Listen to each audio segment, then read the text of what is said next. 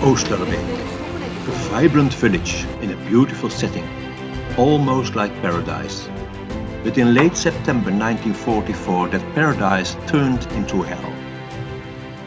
On September 18, around 2,000 paratroopers, mostly British but also Polish, landed on the Hemelse Berg to capture the road bridge at Arnhem.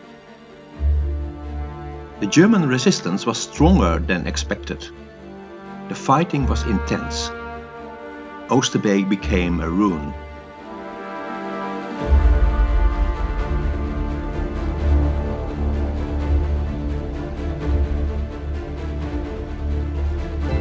The Allied forces withdrew to the area behind the Red Line.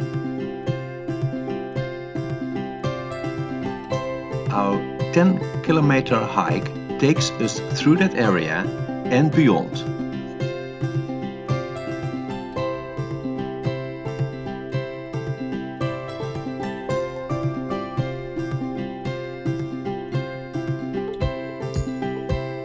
We start our hike at Hartenstein, which in September 1944 served as the Allied headquarters.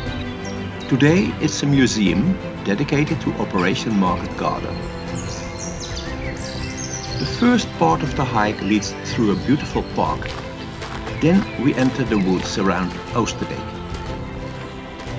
This hollow is called the Hell. In September 1944, civilians sought shelter here.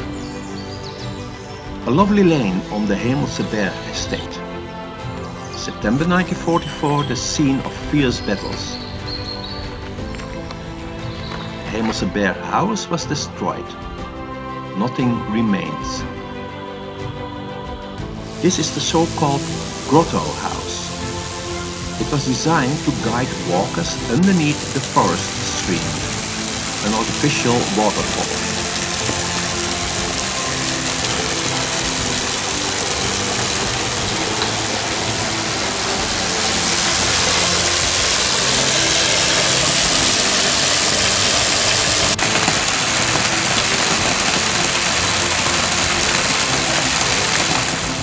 The green amphitheater of the garden, the Lage Oorsprong.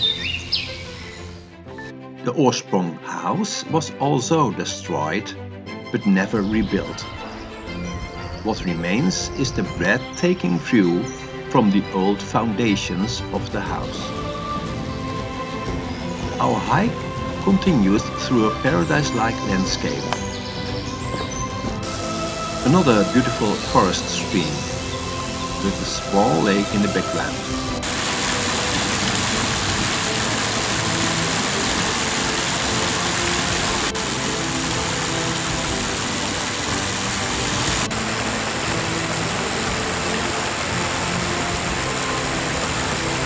We are hiking along the Kerkepad, or church path. For decades, people from the village of Driel took this path to go to church. To the right, the polder through which, on the night of September 25 to 26, 1944, the remaining Allied troops withdrew to the Rhine River in pouring rain. This was the polder they had to cross under heavy enemy fire. On the edge of Oosterbeek and the polder stands the old church. This church was the headquarters of Richard Lonsdale. He was the commander of the last British and Polish soldiers on this bank of the river. The vicarage next to the church was used as a field hospital. A memorial stone honors the soldiers who gave their lives here. Their memory still lives on. From this church pulpit, Lonsdale inspired his men to keep fighting.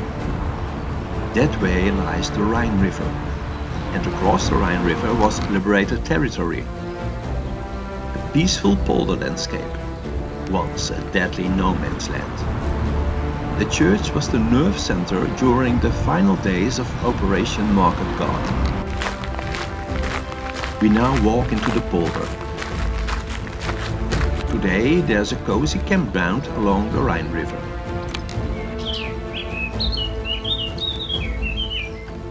We follow the river eastward.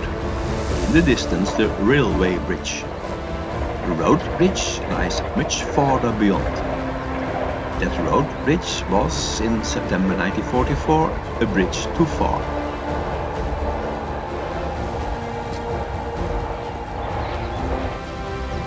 Passing under the railway bridge, we head north, back toward Oosterbeek. The railway bridge, now busy with trains, was destroyed in September 1944.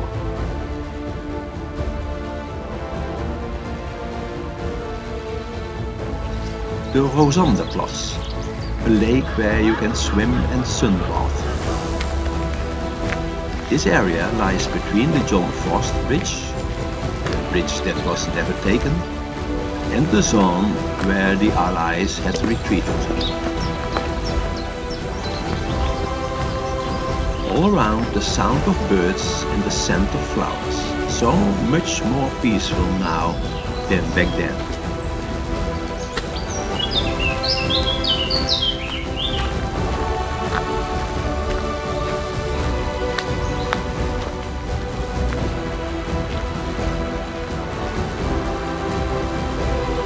We walk onto the Mariëndael Estate.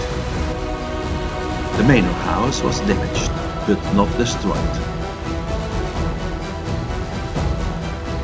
These are the so-called French paths, where ladies once strolled in the shade. We return to the village of Oosterbeek. We are now approaching the area that in September 1944 was the last to remain in Allied hands.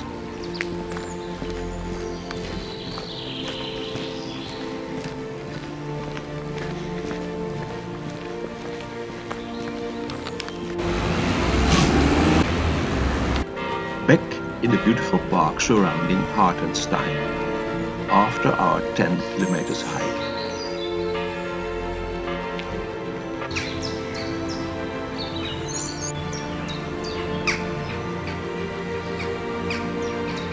Trees in bloom, how stunning nature is in springtime.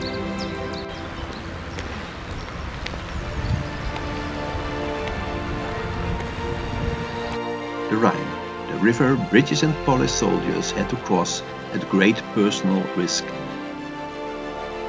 The fallen soldiers are buried just outside Oosterbeek. To this day, Operation Market Garden is commemorated every September with a massive airborne. Thank you for watching.